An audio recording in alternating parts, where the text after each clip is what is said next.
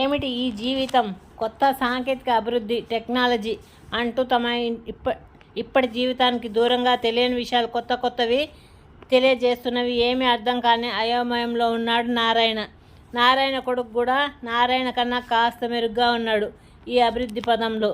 ఇక చదువుకుంటున్న నారాయణ మనడు ప్రదీప్ వీళ్ళ పనులన్నీ కొన్ని చేస్తున్నాడు, కొన్ని మీరే చూసుకోండి అంటూ ఉంటే, నారాయణ కొడుకు సంపత్ బ్యాంకుల దగ్గర వ్యవసాయానికి కావాల్సిన సబ్సిడీల దగ్గర కింద మీద పడే అంటే వాళ్ళను వీళ్ళని అడిగి తెలుసుకుంటూ అతనికి కావాల్సిన పనుల సబ్సిడీలుకి అప్లై చేసి వస్తున్నాడు.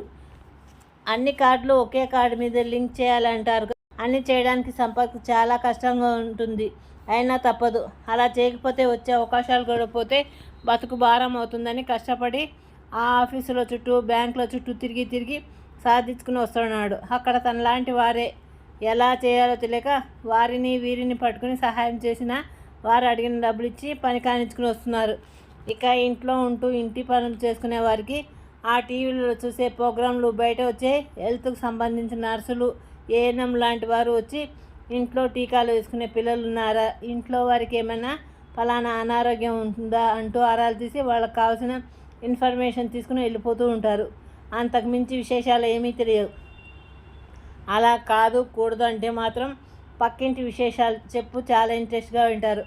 ఆ వీధిలో జరిగే విశేషాలు ఎలా తెలుస్తాయో అన్ని విషయాలు తెలిసే ఉంటాయి. అంతేగాని కొత్త సాంకేతిక అభివృద్ధి జరుగుతున్నదే, మనం కొంత అప్డేట్ అవుదామే అనే ఆలోచన పెద్దవారికి లేకపోయినా ఇప్పటి జనరేషన్లో బతుకుతున్న సంపత్ అతని భార్యకు కూడా నేర్చుకోవాల్సిందే. లేకుంటే మనకేం తెలియకుండానే మన జీవితం కొంత ఇబ్బందులు పాలవుతాం. కొత్త టెక్నాలజీలో అప్డేట్ కావాలనే పదం చదువుకున్న వారికే పనికొస్తుంది అనుకోవద్దు. ఇప్పుడు జీవిస్తున్న ప్రతి వ్యక్తికి వర్తిస్తుంది. గుడ్ నైట్ పిల్లలు. నా కథలు నచ్చినట్టు లైక్ చేయండి, షేర్ చేయండి, సబ్స్క్రైబ్ చేయండి.